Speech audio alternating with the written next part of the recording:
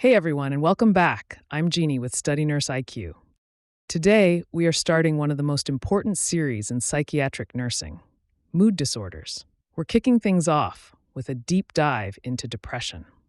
Depression is more than just feeling sad. It is a profound, systemic illness that impacts every part of a person's life: their energy, their sleep, their thought process, and most critically, their safety.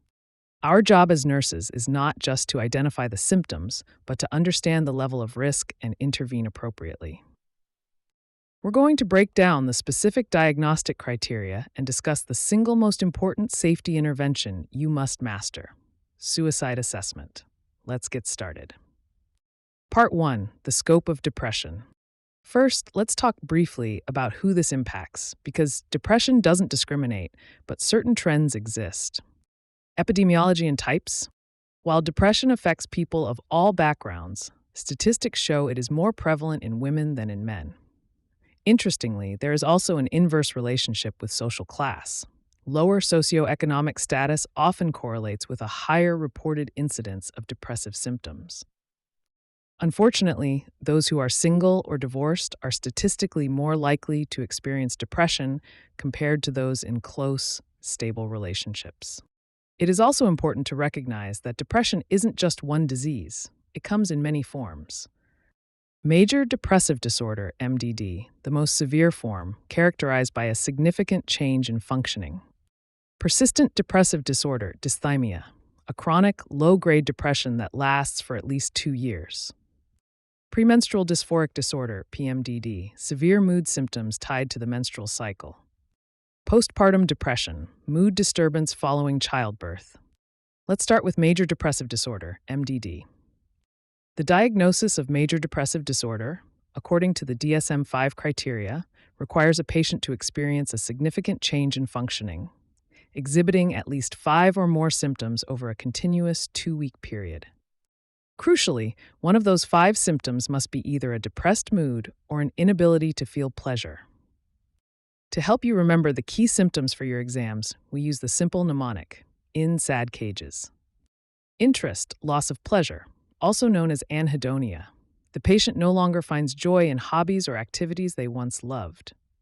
No self-esteem. The patient feels overwhelming guilt or a persistent sense of worthlessness.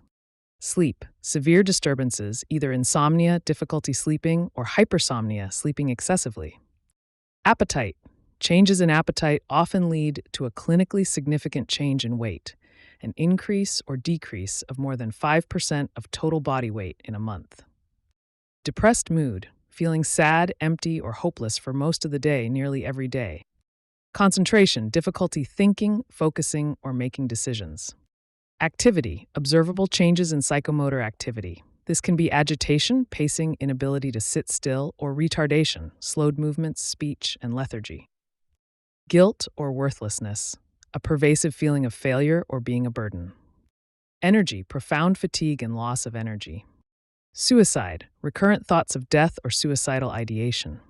The number 1 priority: suicide assessment. Out of all the symptoms we just listed, suicidal ideation is the most dangerous and must always be addressed first. Remember, suicide itself is not a diagnosis or disorder, but a potential complication of a mood disorder. As the nurse, your priority is to complete a thorough suicide risk assessment. When a patient admits to having suicidal thoughts, you must immediately gather specific information to determine their level of risk. Plan. Do they have a specific plan for how they would attempt suicide? Example: I will overdose on my medication. Lethality. How dangerous or accessible is that method? A gun or jumping from a bridge is high lethality. Superficial wrist cuts are lower but still serious. Means. Do they have access to what they need to carry out the plan? Do they own the gun? Do they have the pills? Intent. Do they truly intend to act on the plan? Yes, I want to die today. If the answers indicate a high, imminent risk, your nursing intervention is clear. Provide continuous, one-to-one observation to prevent self-harm, secure the environment, and alert the care team. Safety is always the top priority. Treatment overview. The good news is that depression is treatable.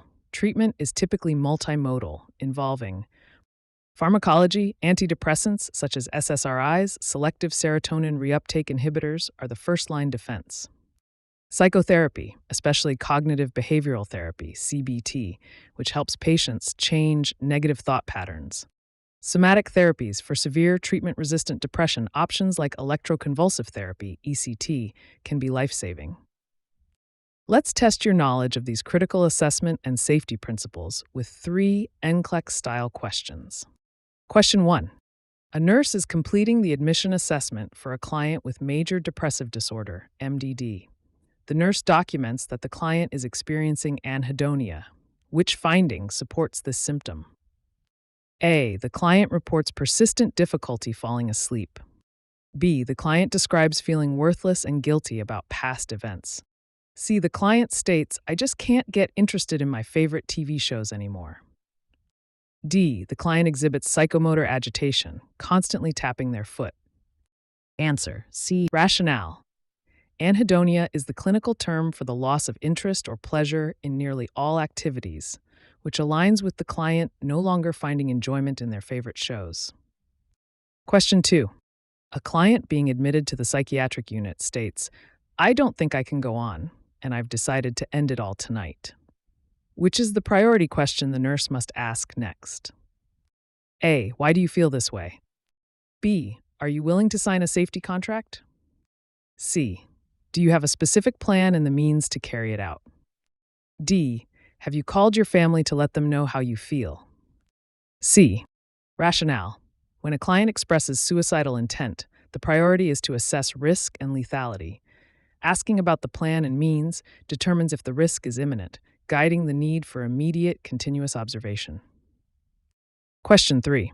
An elderly client with a history of heart failure and glaucoma is prescribed amitriptyline, a tricyclic antidepressant. The nurse should monitor for and teach the client to report which critical side effect related to the client's pre-existing conditions. A. Yellowing of the skin and eyes, jaundice. Persistent dry cough.